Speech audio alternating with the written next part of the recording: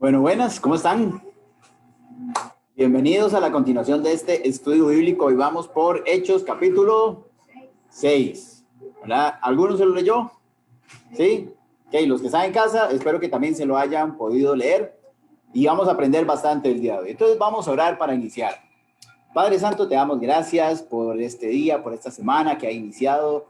Te damos gracias por tus bendiciones, por tus misericordias, Señor, pero también porque nos traes a este lugar, Señor, a poder aprender, a poder seguir creciendo en tu palabra, a poder seguir nutriendo nuestra fe, nuestra convicción para poder seguirte. Así que te damos gracias por esta oportunidad, te damos gracias por tu palabra, porque realmente es la fuente donde obtenemos toda esta sabiduría. Así que te damos gracias, te alabamos y te bendecimos. Y en tu nombre oramos. Amén. Ok, para los que están en casa, voy a compartir la pantalla.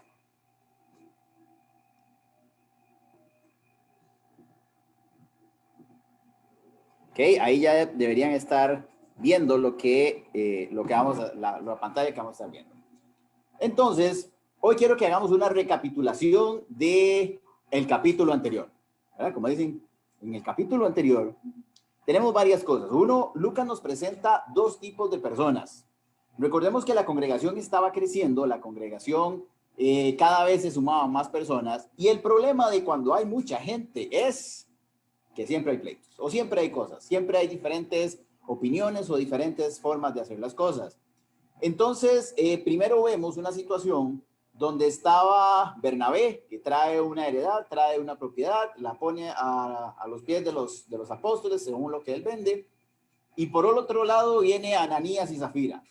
Y vemos ahí esta, creo que me adelanté, dice, y ok, y hay algo, una frase que me quedó toda la semana dando vuelta, que es cuando Pedro confronta a Ananías y le dice, ¿por qué llenó Satanás tu corazón para que mintieras? ¿Verdad? ¿Por qué? ¿Cómo fue que Satanás llegó hasta ahí? ¿Qué fue lo que tuvo que pasar para que Satanás llegara a corromper tu corazón? Y ahí es donde tenemos que tener cuidado cuando hacemos cosas o cuando permitimos cosas que abren la puerta a que Satanás entre. Ananías y Zafira, su pecado fue su mentira. Y el problema no es que fuera la mentira, el problema fue mantener la mentira. ¿Verdad? Cuando llega y Pedro le pregunta, a ver, Ananías, ¿vendiste en esto la heredad? Sí, claro, claro que la vendí en eso y cayó muerto. Viene Zafira y era la oportunidad de Zafira de reivindicarse y llega y le pregunta, le dice, Zafira, ¿vendieron en tanto la heredad? Y ella dijo, sí, claro, en tanto. Y también cayó muerta. Ok, entonces vean cómo el pecado los llevó a la muerte en este caso. Ok, permiso, se quedó aquí esto pegado. Creo que ahí ya me pueden ver. Entonces, esto era lo que estaba pasando. Después vemos que Lucas nos cuenta otra historia donde estaban los apóstoles, estaban predicando en el templo y hay mucha conmoción y entonces los arrestan, los meten a la cárcel municipal y en eso viene un ángel y lo saca de una forma impresionante, lo saca de una forma milagrosa. ¿Por qué? Porque inclusive dice que cuando llegaron al día siguiente a sacar los soldados, dijeron, estaban los guardas, estaba todo cerrado, pero no estaban los que teníamos encerrados. Y después dicen, bueno, ¿y dónde están? Dicen, nos los acabamos de encontrar otra vez en el templo. Los buscan en el templo, entonces en eso aparece Gamaliel, intercede por ellos y entonces los azotan. Y los azotan y se alegraron. Dicen, qué bien nos azotaron. ¿Por qué? Porque para ellos ya habíamos visto que el Señor había dicho que se iban a gozar cuando los iban a perseguir en su nombre. Y ahí es donde inicia una persecución. Ahí inicia un tiempo donde la iglesia va a empezar a ser perseguida. Esta cámara hoy está fatal. Ya. ¿Ah? Sí, sí, sí, pero yo no me veo. Ese es el problema. Entonces no sé si estoy haciendo feo. Sí, no sé si estoy haciendo feo o no. Entonces hay que ver. Entonces, esto era lo que estaba pasando en el capítulo 5. ¿Ok? Entonces, esta era una de las dinámicas que estaba pasando. Pero resulta ser que conforme va creciendo la gente, se empiezan a suscitar más conflicto. Y es donde entramos ahora sí al capítulo 6. Entonces dice que las iglesias seguían creciendo. Algo que tenemos que entender es que a Satanás no le estaba gustando esto. Satanás dijo, suave, suave, aquí algo está pasando. No me sirve. Yo creí que ya con Jesús muerto esto se iba a acabar. Entonces Satanás empieza a aprovecharse de ciertas situaciones para causar división, pero también para tratar de desviar el propósito por el cual los apóstoles tenían que estar ahí. Y es lo que vamos a estar viendo ahora. Satanás trataba de utilizar la estrategia de divide y vencerás. Él dijo, si empiezo a dividir a esta gente, a este grupo que se está formando, se van a esparcir y entonces voy a ganar.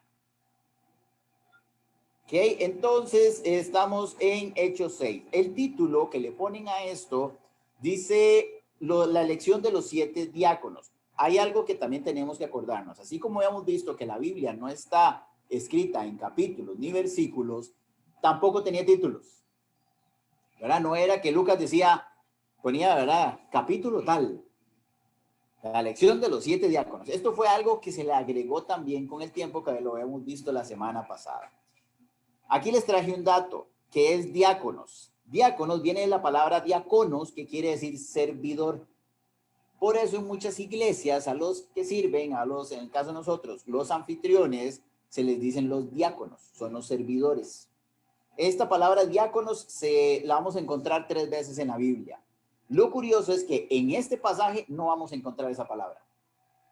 En este pasaje donde habla de la elección de los 7 diáconos, nunca van a mencionar la palabra diáconos, solo van a mencionar a estas 7 personas que servían en la iglesia, pero ahí es donde se entiende. Entonces dice, Hechos 6, en aquellos días, como crecía el número de discípulos, hubo murmuración. Entonces aquí me quiero detener.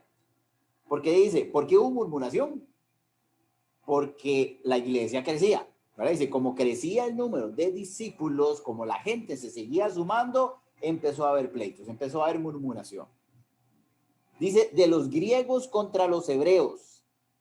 Y decían que las viudas de aquellos, de los griegos, no eran atendidas de la misma forma que en la distribución diaria. En la versión de la Biblia de las Américas dice, por aquellos días, al multiplicarse el número de los discípulos, surgió una queja por parte de los judíos helenistas en contra de los judíos nativos. O sea, entonces quiere decir que habían 2 tipos de judíos. O ellos ponían 2 tipos de judíos. Y ahora vamos a ver la diferencia entre unos y otros. Porque sus viudas eran desatendidas en la distribución diaria de los alimentos. Entonces aquí nos está contando una dinámica que estaba sucediendo en ese grupo.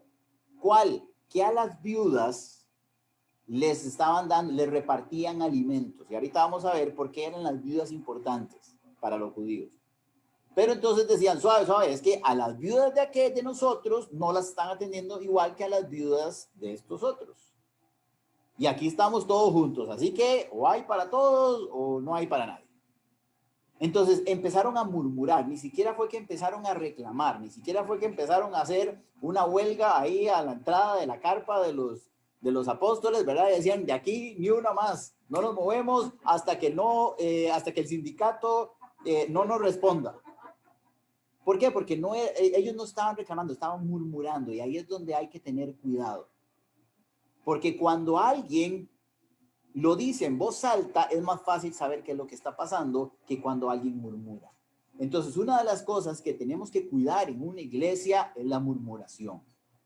Porque la murmuración es cuando todo el mundo lo sabe, menos los encargados. Es cuando todo el mundo habla, menos los que tienen que tomar la decisión para hacerlo. Entonces, también uno tiene que ponerse a ver cuál soy. ¿Soy del que cuando hay algo que no está bien voy y habla? ¿O soy del que cuando algo no está bien empiezo a murmurar con los demás? Y entonces empezaba ahí el murmullo. Entonces aquí les quiero aclarar un poco por qué dice que habían los judíos helénicos y los judíos nativos. Más o menos por ahí el siglo I habían 2 grandes fuentes de influencia cultural. Aquí no está hablando de un asunto de los griegos o era de los judíos griegos, y no se refería a Grecia, no era que eran griegos de nacimiento, sino lo que se está refiriendo es a la influencia cultural que tuvieron donde estaban. Ok, entonces, vamos a hablar de los hebreos, así rápidamente. Los hebreos era un antiguo pueblo semita, ¿verdad? Que se establecieron en Mesopotamia, donde estaba todo lo que era Canaán y todo eso, y lo que era Oriente, por ahí del año 616 antes de Cristo. Este pueblo hebreo fue el que se convirtió después en el pueblo israelita, ¿verdad? Que teníamos que Israel antes se llamaba Jacob, ¿okay? Y esa es toda otra historia, ¿verdad? De cómo pasaron de hebreos a ser de los de ahí de Jacob, y cómo Dios le cambió el nombre a Israel. Y de Israel salen las 12 tribus. O sea, de Jacob, cuando le cambian el nombre, salen las 12 tribus. De esas 12 tribus, después está la tribu de Judá. La tribu de Judá, recordemos que hay un momento en que las 12 tribus se separan, y está el reino del norte y el reino del sur. Y el reino del norte son 10 tribus y la del sur son 2, que es de Judá y Benjamín. Cuando son conquistados, uno por Asiria y el otro por Babilonia, lo que es el reino del norte desaparece y Dios los saca, ¿verdad? Dios los desaparece del linaje de él. Entonces solo quedan los judíos, la tribu de Judá. Entonces, después de la tribu de Judá, esos son los que podríamos llamar los judíos nativos.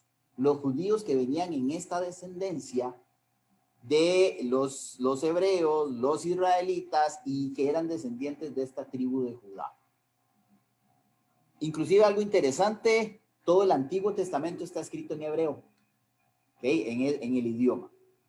Ahora, veamos a los griegos. Resulta ser que Grecia llega 2000 años antes de Cristo a tener una influencia cultural enorme en cultura, idioma, religión y filosofía.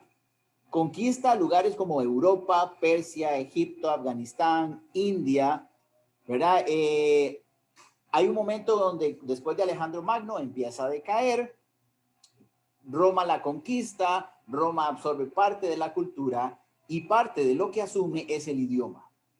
Entonces Roma llega y establece el griego como el lenguaje universal, como digamos que ahorita que dicen que es el inglés. Entonces dicen, bueno, el inglés es uno de los idiomas que se va a estar hablando en todos los países. Y Roma, en cada una de las ciudades que conquistaba, decía, este va a ser el idioma en este momento. Dentro de esas naciones que conquistaban, recordemos que se habían esparcido también en cierto momento los judíos. Y entonces resulta ser que vivían en diferentes lados, como vamos a ver ahora. Estos judíos que estaban en esas ciudades aprendían griego y tenían una influencia cultural griega. Ejemplo, Saulo. Saulo nació dice Saulo de Tarso. Tarso era una ciudad que era casi una ciudad universitaria. Entonces tenía mucha influencia griega. Y Saulo hablaba griego. Y Saulo tenía una nacionalidad romana por haber nacido en esa ciudad. Entonces podríamos decir que Saulo era uno de estos judíos con esa influencia griega. Pero habían otros judíos que eran los que venían desde Judá que no tenían esta influencia. Entonces, tenemos dos tipos de judíos con dos influencias culturales muy fuertes. Entonces, ahí, por cierto, ahí en lo que puse el lunes, ¿verdad? Recuerden que el lunes tenemos, ¿sabías qué? Cosas de la Biblia. Denle like. Ahí sí hay que hacer su publicidad, ¿no? Ahí yo puse acerca de esto, el pleito de los griegos y los hebreos. Y don Randall Ortiz fue el que me puso ahí de que estaban los judíos helénicos, ¿verdad? Que habían nacido en la diáspora. Diáspora quiere decir dispersión de los pueblos. Cuando se crea la dispersión de los pueblos es que se van a habitar a ciudades donde estaba la cultura griega. ¿Ok? Entonces, ahora sí, volviendo a esto, a lo que estábamos, tenemos a los judíos que venían de una influencia griega y a los judíos que venían de la influencia hebrea, de raíz a Judá. Y entonces los griegos empiezan a murmurar contra los hebreos. Vean lo que dice Hechos 2:5. Nos vamos a devolver unos capítulos. Dice, vivían entonces en Jerusalén. Aquí esto está pasando antes digámosle, de que decían del Espíritu Santo. Dice, vivían entonces en Jerusalén judíos piadosos de todas las naciones. Al oír este estruendo se juntó la multitud y estaban confusos porque cada uno los oía hablar en su propia lengua. Entonces quiere decir que los apóstoles estaban hablando en un idioma y habían judíos en Jerusalén que hablaban otro idioma. ¿Okay? Y estaban confusos porque cada uno los oía hablar en su propia lengua. Estaban atónitos y admirados diciendo, mirad, ¿no son galileos todos estos que hablan? Pues ¿cómo los oímos hablar cada uno en nuestra propia lengua en la que hemos nacido? Y estos son los diferentes lugares de donde venían: partos, medos, elamitas, y los que habitamos en Mesopotamia, Judea, Capadocia, Ponto y Asia, Frigia y Panfilia, Egipto y las regiones de África, más allá de Cirene, y romanos aquí residentes, tanto como judíos como prosélitos, cretenses y árabes, los oíamos hablar en estas lenguas las maravillas de Dios. Entonces vean que desde ese momento ya viene esta división de que habían judíos que hablaban una lengua diferente. Y digamos que ahí inclusive decía Mesopotamia, Capadocia, Asia, Panfilia, Egipto, todas estas eran ciudades de las cuales Grecia había conquistado. Por eso es que tenían esta influencia cultural. Por eso que esos judíos que estaban ahí tenían esa influencia. ¿Ok? ¿Vamos bien hasta ahí? ¿Sí? ¿Ok? ¿En casa vamos bien? Perfecto. Entonces resulta ser que los hebreos consideraban a los griegos como no espirituales. Los consideraban como los judíos pura paja. Porque ellos decían que no eran judíos que venían ¿verdad? No eran judíos iguales a ellos. Y resulta ser que los griegos consideraban a los hebreos como tradicionalistas y se creen más que nosotros. Bueno, entonces decían, es que esos rajan, que se creen más que nosotros, pero en realidad somos iguales, y ahí venía también una diferencia cultural entre ellos. Entonces la murmuración no solamente era porque a las viudas los estaban atendiendo diferente, sino que los veían diferente, los trataban totalmente diferente. ¿Ok? Y aquí es donde también tenemos que ver cómo tratamos a las demás personas, porque habemos cristianos, pero a veces inclusive entre nosotros mismos hacemos diferencia. ¿Verdad? Es que son aquellos cristianos estos, aquellos cristianos los otros. A veces las diferencias entre unos y otros los crea la gente, los crea las personas, no lo creó Dios. Un día de estos hablaba hace tiempos le contaba a André que decía, no sé si decirlo, pero bueno, y lo vamos a ver después. En realidad, el cristianismo fue un constructo social, fue un invento humano. ¿Por qué? Porque se dice que en Antioquía fue la primera vez que se les llamó cristianos. No fue que Jesús dijo, y a partir de ahora se llamarán cristianos. ¿Verdad? Jesús no era cristiano, él era Cristo, ¿verdad? Pero los apóstoles no eran cristianos, seguían las enseñanzas de Jesús. Se le empezó a llamar cristianos a aquellos que seguían las enseñanzas de Jesús. Y eso ni siquiera eran ellos mismos que se llamaban así, fue las demás personas las que lo llamaban así. Y de ahí se empiezan a crear todo un montón de divisiones. Pero todas estas divisiones se dan por las mismas personas, no por lo que el Señor Jesús enseñaba. ¿Verdad? Jesús nunca trajo división, Jesús nunca más bien buscaba la unión. Entonces, volviendo al tema, a ver si esto se pasa. Ok, esto ya lo vimos. Entonces, había murmuración por las viudas. Para los judíos, las viudas y los huérfanos eran muy importantes. Había todo un mandato del Señor para cuidar a las viudas y los huérfanos. En Deuteronomio 24, del 17 al 22, dice, no torcerás el derecho del extranjero ni del huérfano, ni tomarás en prenda la ropa de la viuda. Aquí está dando directrices de qué no se debe hacer. Y vean que habla de la viuda y del huérfano. Sino que te acordarás que fuiste siervo en Egipto y de ahí te rescató Jehová tu Dios. Por tanto, yo te mando que hagas esto. Cuando siegues tu mies y en tu campo y olvides alguna gravilla en el campo, no volverás a recogerla. Será para el extranjero, el huérfano y la viuda. Entonces, ya usted tiene que pensar y tiene que dejar parte de lo que usted cosecha para el huérfano, la viuda y el extranjero. Eso es para ellos. Entonces, de todo lo que usted cosecha, usted tiene que sacar una parte y debería dárselo a ellos. A fin de que te bendiga Jehová. Entonces decían, es que si yo cuido a la viuda, al huérfano y al extranjero, Jehová me va a bendecir en toda la obra que esté de tus manos. Cuando sacudan sus olivos, no recogerá las ramas que hayas dejado. Detrás de ti serán para el extranjero, el huérfano y la viuda. Cuando vendimias tu viña, no rebuscarás tras de ti. Será para el extranjero, el huérfano y la viuda. Y acuérdate que fuiste siervo en tierra de Egipto, por tanto yo te mando que hagas esto. Entonces, los judíos tenían un mandato de Dios de que tenían que cuidar y velar por el extranjero, el huérfano y las viudas. Y era algo que eso venía. Entonces, por eso, para ellos decían, suave, es que las viudas las tratan diferente. ¿Por qué? Porque muy posiblemente no les estaban repartiendo igual. O tal vez no lo estaban repartiendo en el mismo momento. Y vamos a ver. En un grupo de gente siempre hay gente incómoda. ¿Verdad? A veces uno dice, bueno, vamos a hacer... no, pero ¿y por qué a mí no me dan de primero? Sí, ¿por qué? Porque no, espere. No, pero es que yo tengo que... Siempre va a haber esa diferencia de por qué a él sí y a mí no. ¿Por qué a él le dieron de primero y a mí después? Pero si a mí me dan primero, el otro va a decir por qué a él le dieron antes que a mí. Y así va a estar ese círculo vicioso. ¿Ok? Entonces, empieza a haber una división interna de entre los seguidores de los apóstoles. Y aquí vamos a ver que los apóstoles dicen, suave, suave, suave. Tengamos algo en cuenta. No es nuestra tarea cuidar a las viudas, a los huérfanos y a los extranjeros. Pero no era porque no era la tarea como judíos.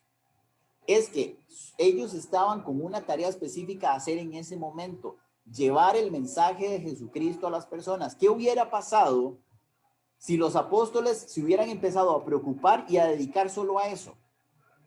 Hubieran dicho, sí es cierto, mira, no, ¿qué hacemos? Bueno, hagamos esto, hagamos lo otro, cambiemos aquí, cambiemos allá.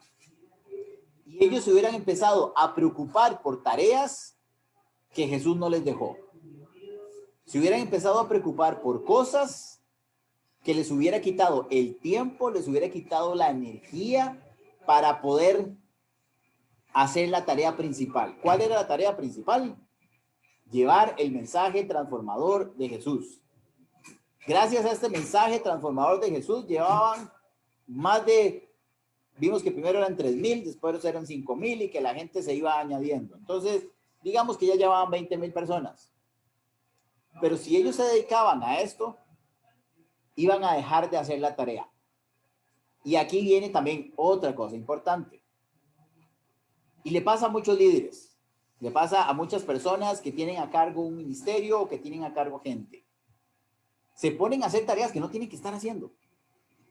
Se ponen a hacer cosas que uno dice, pero usted, ¿qué tiene que estar haciendo ahí?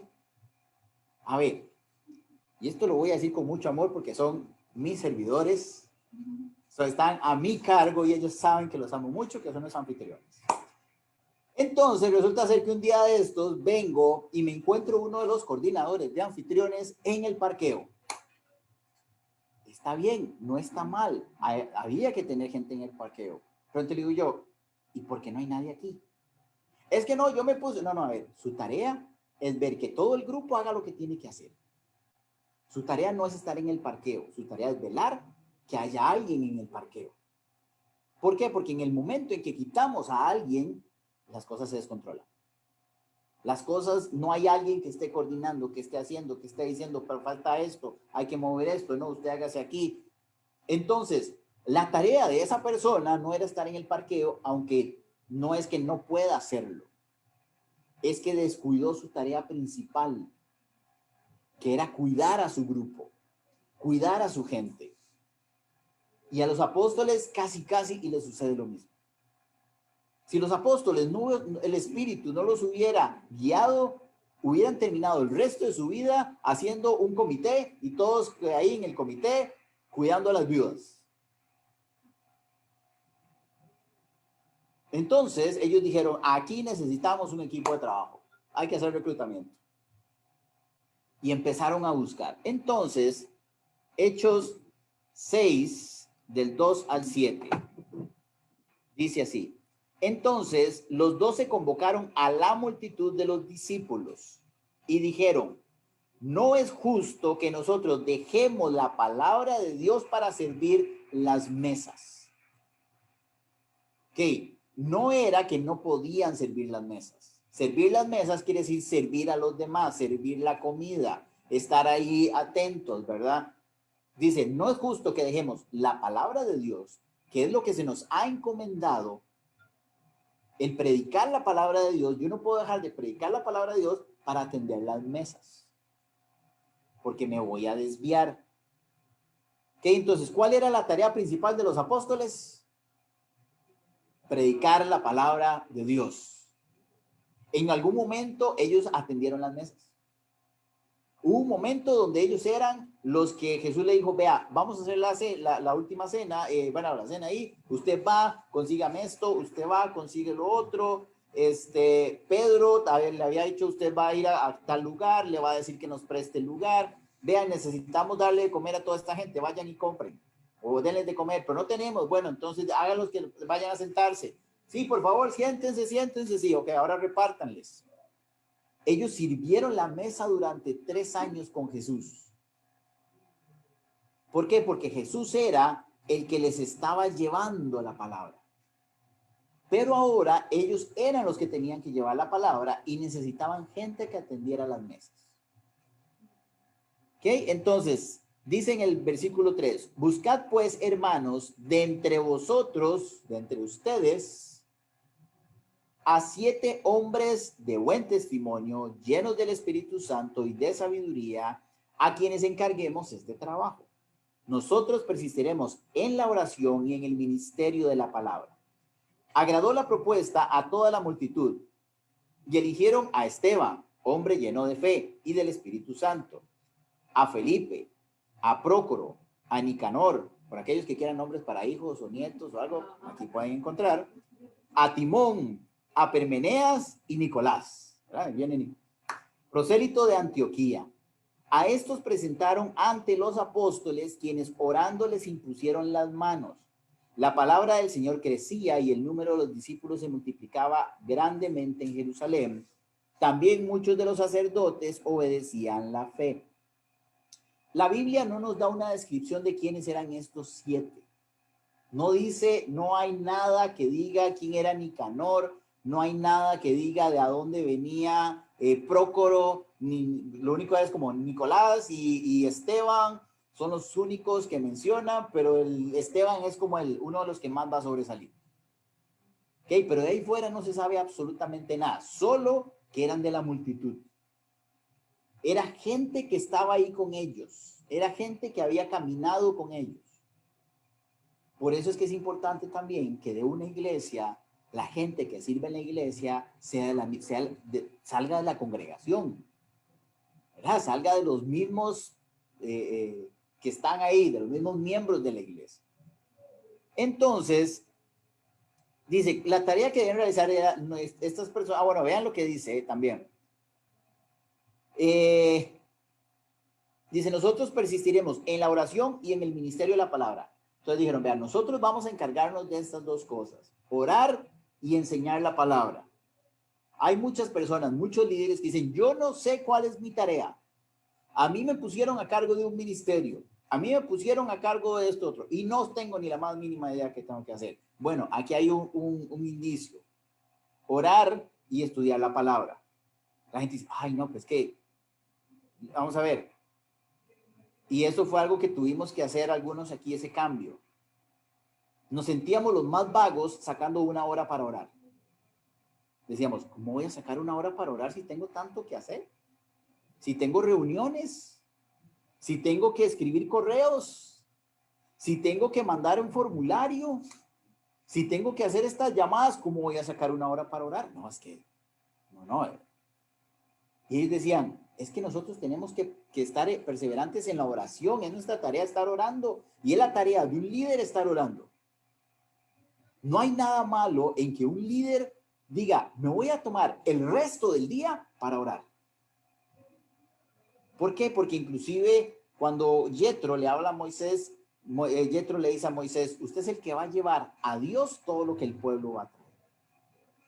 Entonces ellos decían, nosotros, nuestra tarea es orar y predicar la palabra, enseñar a estos discípulos y a los que vienen. Esa es nuestra tarea. ¿Ok? Entonces, dice que la Biblia, entonces dicen, bueno, son estas 7 personas de los mismos seguidores, habían muy posiblemente de los 2 bandos.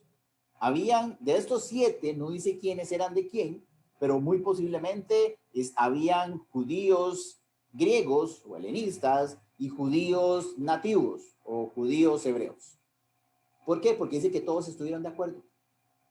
Si hubiera sido un asunto de que dijeron, bueno, entonces vamos a escoger de los griegos hebreos, vamos a escoger estos 7. Les puedo asegurar que estos hubieran hecho escándalo. Y si hubiera sido al revés, estos hacen escándalo. Entonces, acá nos da de que realmente había de los 2 bandos y estuvieron de acuerdo. ¿Ok? Entonces, la tarea de ellos no era solo cuidar a las viudas o velar por una repartición justa. No era solo llegar y decir, bueno, vamos a ver nuestra tarea de nuestros 7, usted se va a encargar de un día, usted se va a encargar de otro día y usted se va a encargar de otro día. Sino que también decía que era para servir las mesas. Entonces era un equipo de trabajo. Era el equipo de trabajo de los apóstoles, que se iba a encargar de las tareas menudas, de las tareas de limpiar, de hacer, de armar, de repartir, de hacer listas. Necesitamos a alguien así. Y también eso es lo que yo llamo oportunidades de servicio. Hay veces que los líderes no dan oportunidades de servicio. Hay tareas que uno dice, pero yo las puedo hacer. Sí, pero le está quitando la oportunidad de servir a otra persona. Yo sé que usted puede hacer esta lista, yo sé que usted es muy bueno haciendo esto, pero si usted lo hace todo, no va a dejar que nadie sepa. Entonces, consejo a aquellos que tienen algún ministerio a cargo, que tienen algún grupo a cargo, que son coordinadores de algún grupo, que son pastores de algún grupo. Empieza a dar oportunidades de servicio. La gente necesita servir, la gente quiere servir. Pero si yo lo hago todo, no voy a dejar que ellos lo hagan.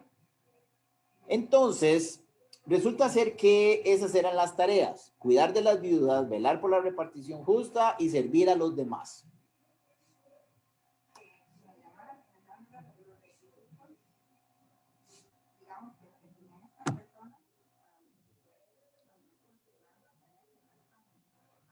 Sí, y aquí es donde vamos a esta parte de los requisitos o las características que tenían que tener.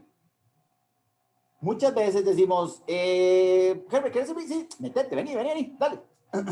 Pero es que yo no sé, dale, no importa, ahí el Señor te va capacitando, dale, el Señor es el que capacita, aleluya, en su nombre, gloria, y verdad, y toda la hora. Sí, sabemos que el Señor que es el que capacita. Pero vean, si ustedes se ponen a ver, cada vez que el Señor elegía a alguien, nombra cuáles eran las características de por qué lo eligió. No era cualquier soplas. No eran personas que simplemente estaban ahí. Inclusive la mayoría de las personas que el Señor llamaba siempre estaban ocupadas, siempre estaban haciendo algo. Entonces, vean las características. De buen testimonio. Pucha, eso está complicado. Pero yo siempre le digo a veces en las capacitaciones de nuevos servidores, si yo llego a su barrio y toco la puerta de su vecino, ¿qué van a decir de usted? ¿Es buen testimonio? Si voy a su trabajo, si voy a su universidad, si voy donde su familia, ¿es usted de buen testimonio? ¿Qué dirían? ¿Verdad? Si toda persona que quisiera servir, uno le saca una foto y la pone en el Facebook y dice, estas personas desean servir en nuestra iglesia. Si usted tiene algo contra ellas, hable ahora o calle para siempre. ¿Verdad? Bueno, los que no tienen Facebook se salva. ¿Qué pasaría? La gente diría, sí, claro, viera qué buena gente, viera cómo se ve que ama al Señor, viera que, o dirían, cristiano, 20 años de trabajar con esta persona y ni sabía que podía ser cristiano. Entonces, tenía que tener buen testimonio. Quiere decir que alguien que sirve a las mesas, alguien que hace la tarea básica, alguien que hace cualquier tarea, aunque sea mínima. Porque vean que ellos no les decían, y van a predicar, y ellos van a ir con nosotros. No, no, decían, nosotros nos encargamos de orar y enseñar la palabra, y ellos de barrer. Ellos de acomodar las mesas. Pregunta.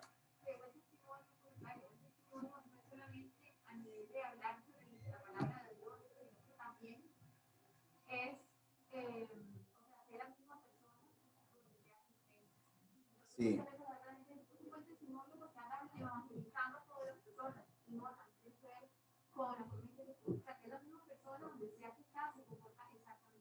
Sí, aquí en la Comu tenemos 7 valores, ¿verdad? Que los pueden encontrar en la página web. Y uno de ellos es que somos auténticos. Quiere decir que a donde sea que yo esté, yo soy igual. Yo no puedo separar una cosa de la otra. Yo no puedo separar mi relación con Dios de mi vida aparte. Me dice, no, es que mi trabajo es mi trabajo y mi iglesia es mi iglesia. No, si yo digo que soy auténtico, yo tengo que ser auténtico en todo lado.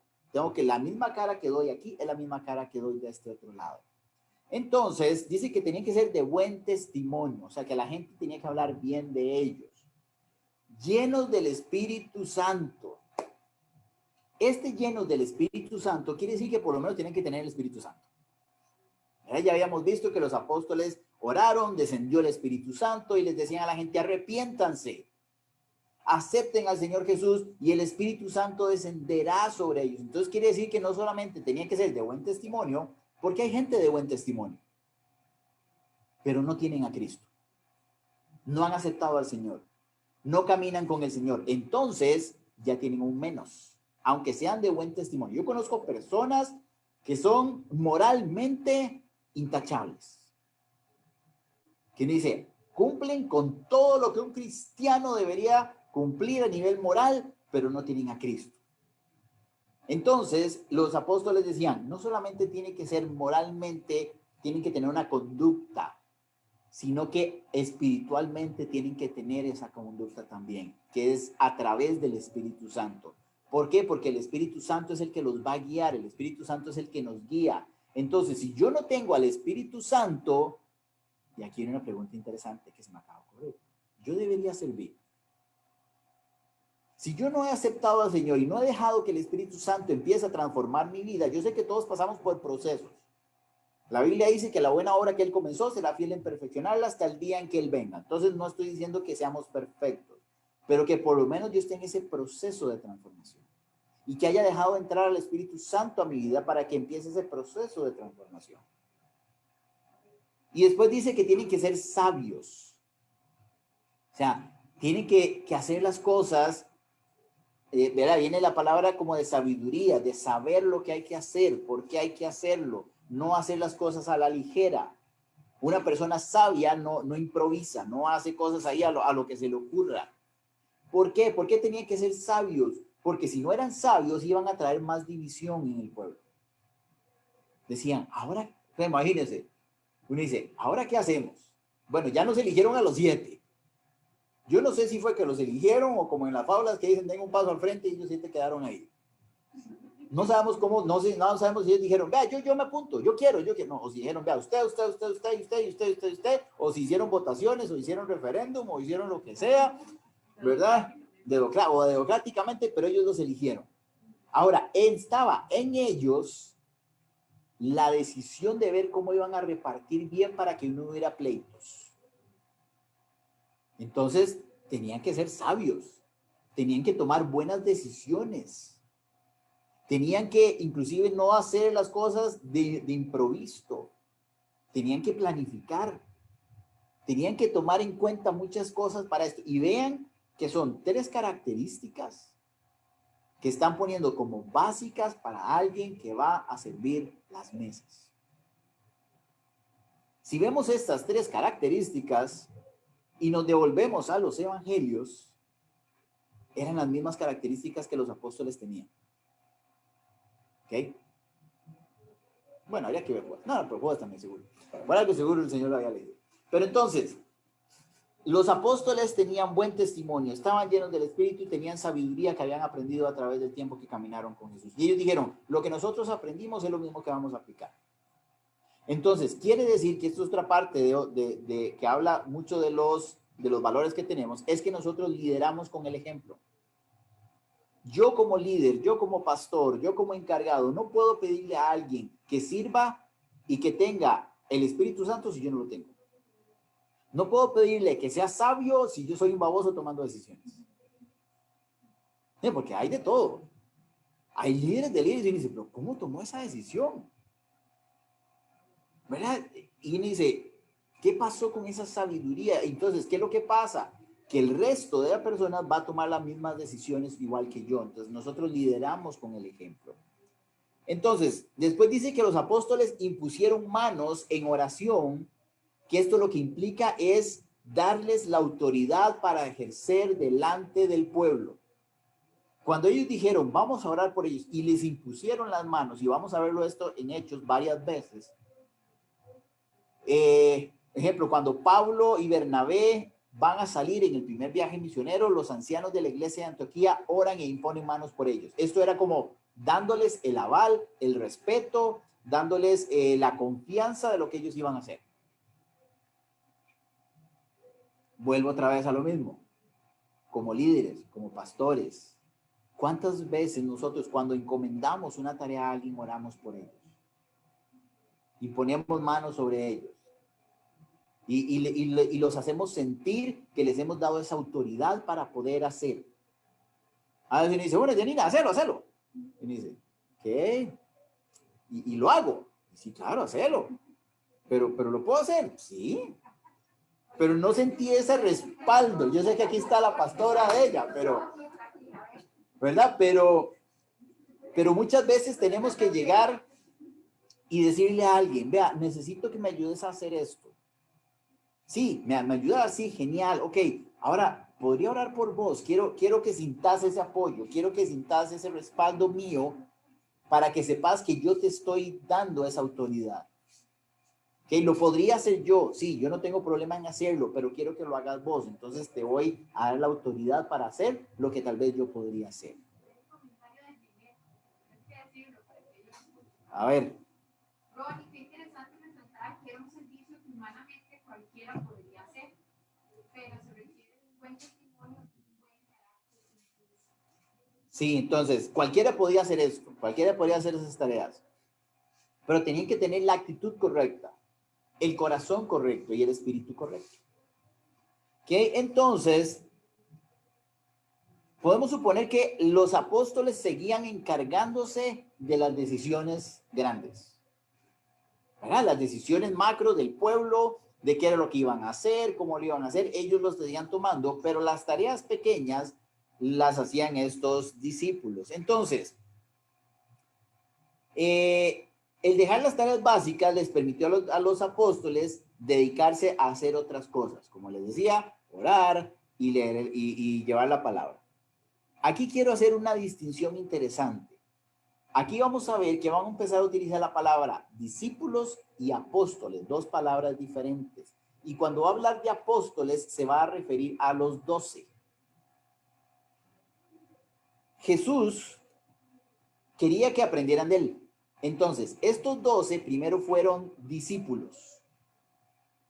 Estos 12, Jesús los tomó y les decía discípulos, ustedes van a ser mis discípulos.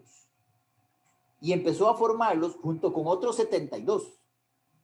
¿Verdad? Inclusive se acuerdan que ahí había salido Matías cuando lo habían elegido y dijeron que tenía que tener las mismas características desde el inicio. Entonces, Jesús no solamente caminaba con 12, caminaba con 80, 90 personas.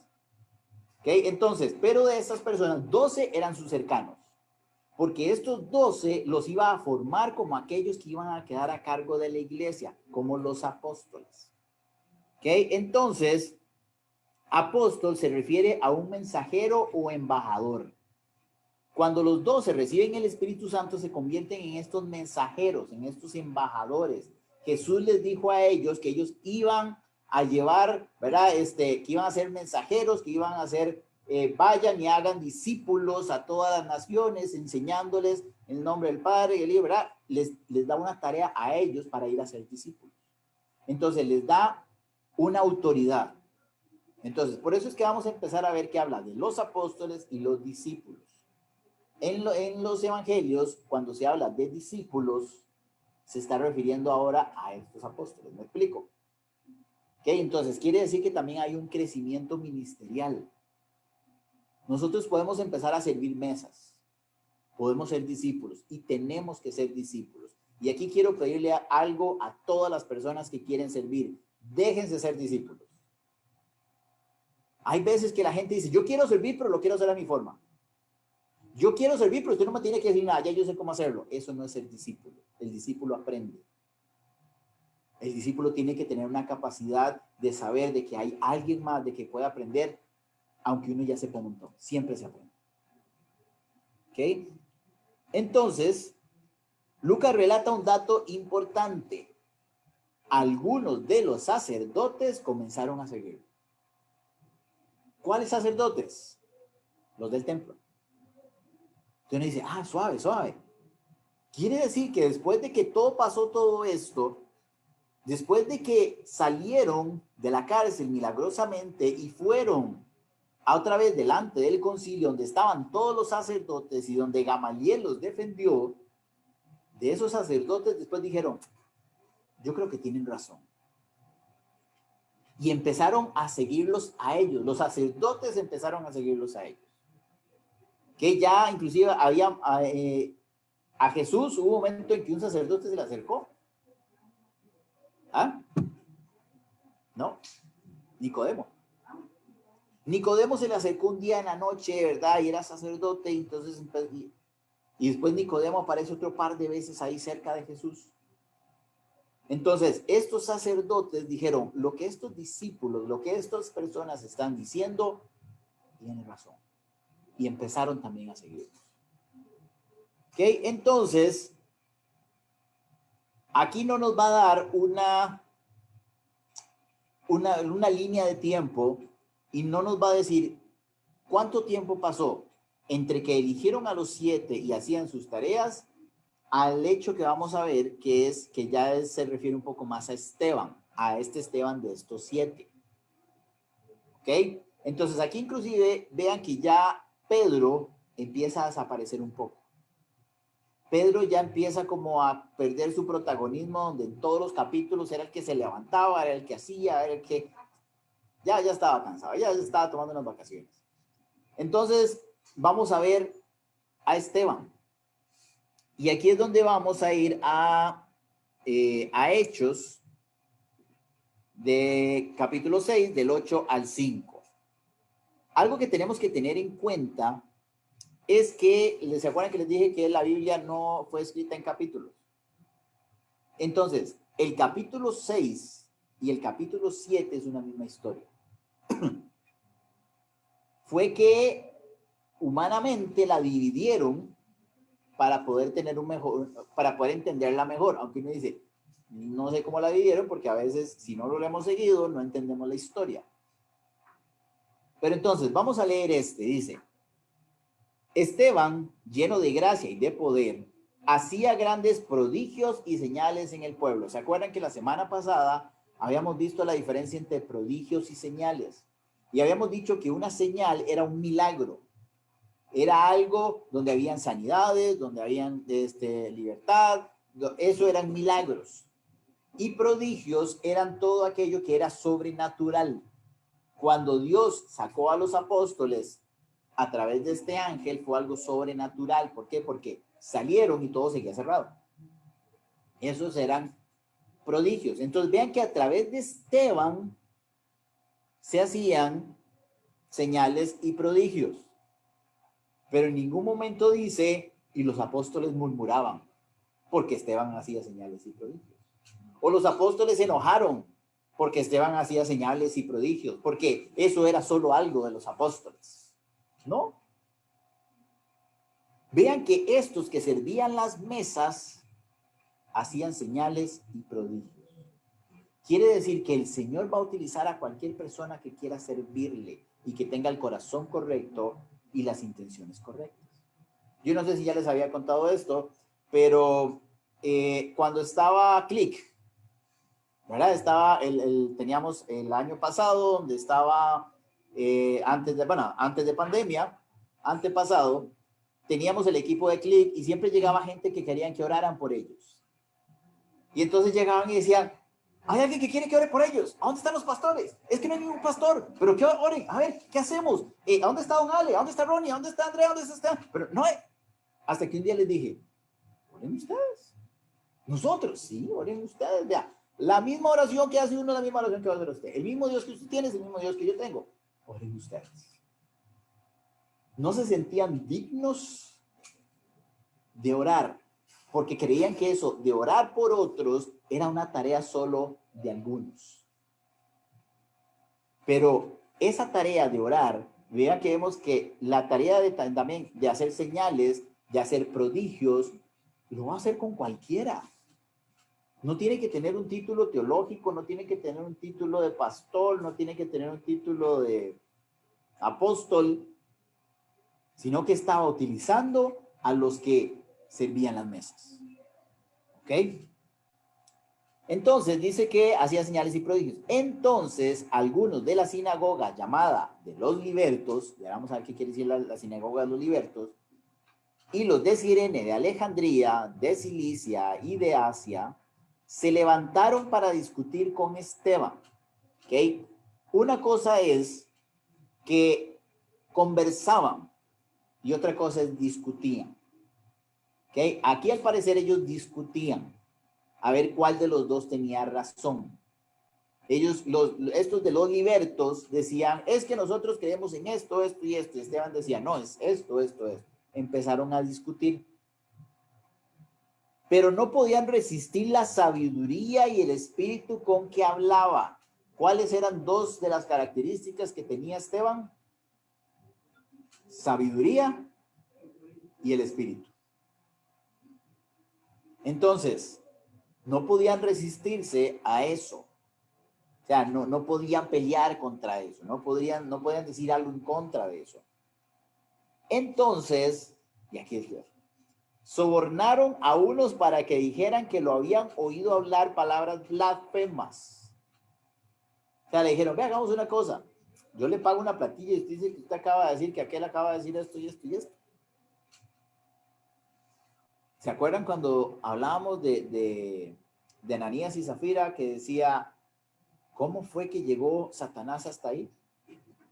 En estos, los libertos, los de Cirene, los de Alejandría, los de Cilicia y los de Asia, había algo en su corazón que no estaba correcto.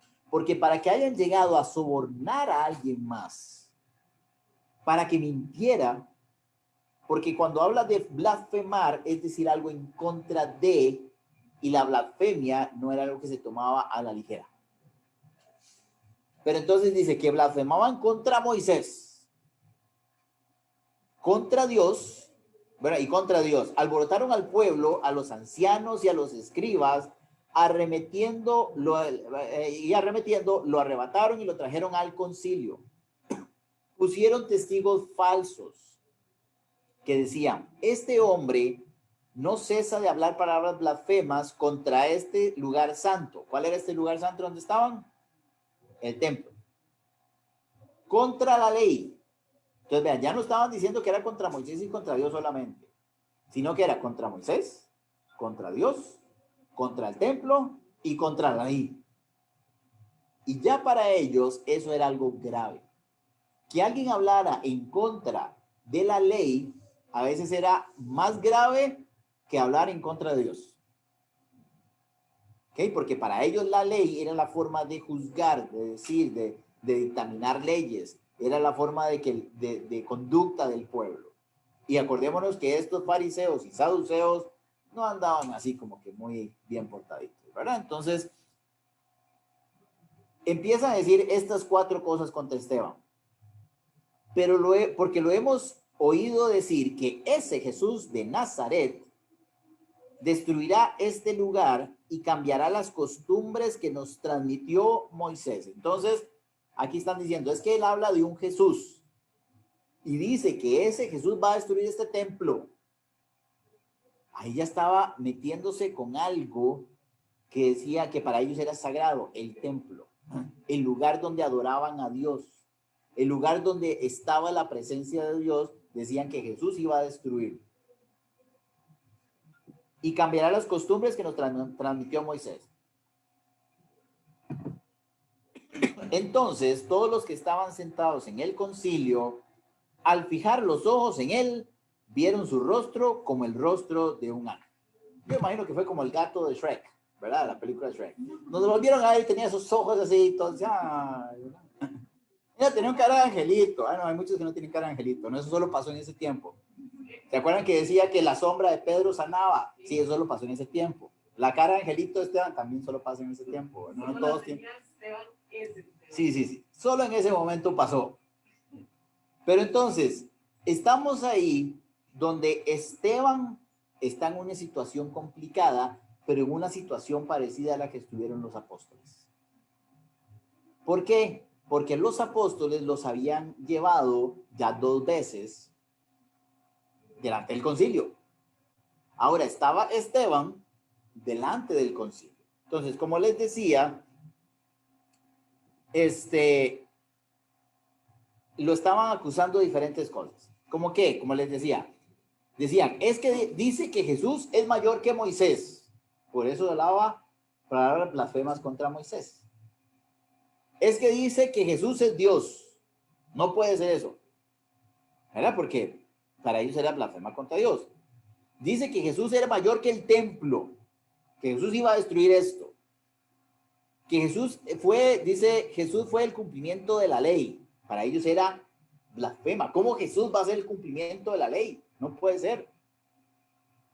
Esteban decía que Jesús era mayor que las costumbres y tradiciones religiosas. ¿Por qué? Porque inclusive vimos a Jesús un par de veces no ir contra la ley, sino contra las tradiciones de los fariseos. Recordemos que a los fariseos les gustaba agregar cosas. A los fariseos les gustaba llegar y decir, bueno, agreguémosle esto y así entonces les ponemos más carga o les ponemos... Entonces, Jesús no era que se iba contra la ley o contra la palabra de Dios, sino contra todas aquellas tradiciones extra que habían agregado los fariseos por conveniencia. Entonces ellos decían, Esteban está diciendo que Jesús, así como alborotó todo el mundo de que decía que no, ¿para qué iban a lavarse las manos? Porque la ley decía eso, ¿verdad? Cuando sabemos que no lo dice.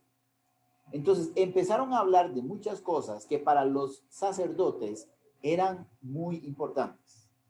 Y todo lo hicieron de mala forma. ¿Por qué? Porque vemos que sobornaron y llevaron falsos testigos. ¿Okay? Entonces tergiversaron la palabra y hubo falsas acusaciones. Y entonces está Esteban en el concilio y ahí termina la historia. ¿Verdad? Por eso les digo que a veces uno dice, bueno, ¿qué? A veces yo creo que leer la Biblia por capítulos no necesariamente debe ser así. ¿Por qué? Porque si no, entonces me voy a quedar a medias con la historia o no voy a entender de dónde viene la historia. Entonces, voy a agarrar nada más unos minutos y me voy a adelantar un poco al capítulo 7 para que veamos qué era lo que seguía. ¿Ok? Vamos a ver que en esta historia a Esteban se le va a considerar un mártir. Un mártir dice que es una persona que sufre o muere por defender su religión o de los ideales, ¿verdad? No el marido que está en la casa o la mujer que está en la casa, es un mártir. No, eso no vale, ¿verdad? Es que no, he escuchado a muchos que dicen, yo soy un mártir. No, viera el mártir que soy ahí por aguantarme a este. No, eso no vale, esa parte no vale, ¿verdad? Entonces, resulta ser que están ahí y, bueno, algo que se me olvidó decirles. Dice que estaba delante de los libertos. ¿Se acuerdan que llegó y la iglesia llamada Los Libertos Resulta ser que un liberto era un esclavo que recuperaba su libertad. Muy posiblemente eran del pueblo de Israel que estuvieron cautivos durante mucho tiempo y cuando fueron liberados, ellos empezaron a hacer sus sinagogas. Entonces, muy posiblemente eran como descendientes de judíos después de la guerra, que fueron prisioneros de guerra, que fueron vendidos, fueron esclavos y los dejaron libres. Entonces, muy posiblemente muchos de ellos inclusive tenían nacionalidad romana. ¿Ok? Se dice que venían personas en esta iglesia o sinagoga. Dice que había de Cirene, que es actualmente Libia, Alejandría, que era de Egipto, de Cilicia, ¿verdad? Que dice que eran por ahí de Asia Menor, y de Asia, que es ahorita todo lo que es Turquía. Entonces, ellos empezaron a hablar contra Esteban, contra todo esto, y se encuentran delante del sumo sacerdote. Y aquí vamos, Hechos 7:1. El sumo sacerdote dijo entonces, ¿es esto así? ¿Qué hubiera pasado si empezamos a leer solo a partir del capítulo 7? No hubiéramos entendido qué quiso decir, ¿es esto así? ¿Es esto así qué? O sea, ¿es esto así? ¿Verdad? No voy a entender por qué el sumo sacerdote dice, ¿es esto así? Ahora, ¿quién era el sumo sacerdote? Caifás. Caifás tenía que ser el sumo sacerdote porque era el mismo sumo sacerdote que se encontró con los apóstoles cuando Pedro y Juan los arrestaron. Dice que estaba Caifás, Anás y todos los sacerdotes y Alejandro y el otro que no supimos nunca quiénes eran. Ahí lo metieron. Ok, entonces Caifás, estaban delante de Caifás. Caifás el que había crucificado a Jesús. Caifás el que había arrestado a Pedro y Juan. Caifás el que había azotado a los apóstoles. Ahora era Caifás el que estaba delante de Esteban. ¿Okay? Después habla de que Esteban hablaba, y vamos a ver el discurso de Esteban, pero lo hace con un conocimiento muy diferente al de Pedro y al de Juan. Por lo que nos habla la Biblia, muy posiblemente Esteban sí era estudiado. Conocía la Torá, conocía toda la historia, conocía los libros de la Biblia, conocía todos los escritos que ellos conocían, porque les va a hablar con causa, les va a hablar con fundamento y les va a hacer inclusive todo un recorrido. Entonces tenía un amplio conocimiento de las escrituras. A Pedro y a Juan les habían dicho que eran del vulgo y sin letra, que eran unos cualquiera, y aún así hablaban con autoridad. Ahora Esteban, que tenía el mismo espíritu y que tenía el conocimiento, hablaba igual con autoridad. Entonces, dice que va a demostrar respeto y cercanía, porque empieza su alegato y les dice, hermanos y padres. O sea, cuando se refirió a los sumos sacerdotes, los trató no como iguales, sino que supo reconocer su autoridad. Y él dijo, hermanos, cercanía, y padres, autoridad. No les estaba diciendo, qué varas a mí me traen esta, no. O sea, él sabía que tenía que actuar diferente. Dice, oíd, el Dios de la gloria se apareció a nuestro padre Abraham, aun cuando estaba en Mesopotamia, antes de que viviera en Aram. Y aquí entonces, Esteban va a hacer su alegato y su defensa, que va a ir desde Abraham hasta Jesús. Vamos a ver, y lo vamos a ver ahorita así rápido, nada más lo vamos a leer, pero la otra semana vamos a ver todo lo que empieza a hablar de cada uno. Va a empezar a hablar de Abraham, va a empezar a hablar de Jacob, de Isaac, José, Moisés, y va a ser todo un recorrido en esta área. ¿Ok? Entonces,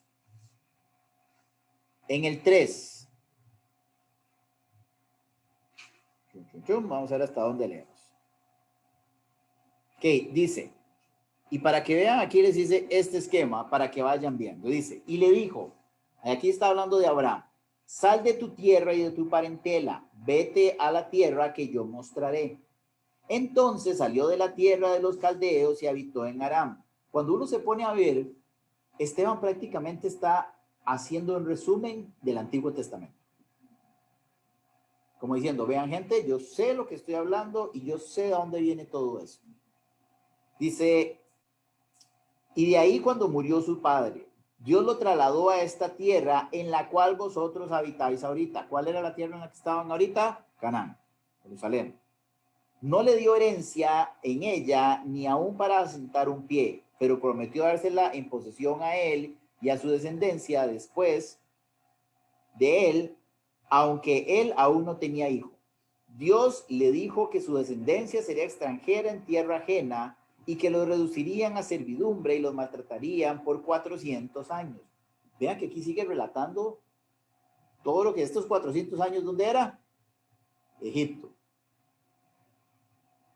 Pero yo juzgaré, dijo Dios, a la nación de la cual serán siervos y después de esto saldrán y me servirán en este lugar. Le dio el pacto de la circuncisión y así Abraham engendró a Isaac y empieza a hacer, y lo circuncidó al 8º día, e Isaac a Jacob y Jacob a los 12 patriarcas. Y vamos a ver que a partir de aquí va a seguir relatando toda la historia del pueblo de los hebreos hasta el rey Israel, hasta el pueblo judío.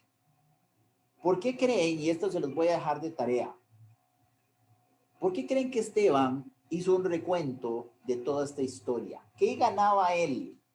Porque Pedro no lo hizo. ¿Verdad? Pedro sí hizo un recuento, ¿se acuerdan? Bueno, ¿y quién le dio permiso de esto? Bueno, vamos a ver. Hizo un recuento muy rápido, pero ¿por qué Esteban quería ir con puntos y comas relatando toda la historia hasta llegar a Jesús? ¿Cuál era su propósito detrás de eso? Así que se los dejo de tarea. Ahí lo van a ir poniendo. Yo les voy a poner para que a ver cuántos han hecho la tarea y vamos a estarlo viendo la otra semana. ¿Ok? Entonces, la historia no termina, la historia va a continuar. ¿Verdad? No se lo pierdan. Vamos a tener un final inesperado. Sí, así como, ¿verdad? Para los que somos fan ahí de Marvel, WandaVision y todo, hacer spoilers alados a los que no lo han visto. Pero vean que vamos a ver una historia que va a empezar a marcar una persecución grande en la iglesia. Este va a ser el inicio de una persecución que va a ir inclusive hasta en aumento. Ok, entonces, para las próximas semanas vamos a seguir viendo capítulo 7, léanlo y vamos a hablar para terminar. Bueno, Padre Santo, te damos gracias por este tiempo, te damos gracias porque pudimos, Señor, ver cosas importantes como que la murmuración trae división, que la murmuración es algo que inclusive puede destruir iglesias, puede destruir vidas. Padre, te pedimos que si ya sea somos nosotros los que murmuramos o escuchamos a otros murmurar, que tu Espíritu nos guíe para solucionar eso de la forma correcta, para llevar las cosas de una forma correcta. Señor, también te pedimos para que nos dé la capacidad de poder liderar con sabiduría, para poder inclusive servir, Señor, con humildad, para poder ser como estos 7 que eran sabios, que estaban llenos del Espíritu, que caminaron contigo, Señor, que obedecían estas enseñanzas. Así que queremos ser parte de esto, queremos comportarnos igual. Así que te pedimos que tu Espíritu nos empiece a mostrar si hay algún comportamiento que tengamos que cambiar en nosotros para poder ser esos siervos fieles, esos siervos útiles. Y que sepamos que nos vas a utilizar, que sepamos que no importa el título que tengamos, tu Espíritu y tu misericordia va a caer sobre nosotros y nos vas a utilizar cuando quieras, como quieras, pero venimos a estar dispuestos a ser útiles. Así que, Señor, gracias por este tiempo que hemos compartido. Gracias por tu palabra. Gracias por los que están aquí, Señor, y gracias por los que están en casa. Bendícelos, cuídalos a todos, Señor, y en tu nombre oramos. Amén.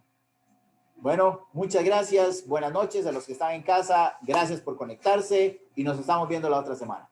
Hasta luego.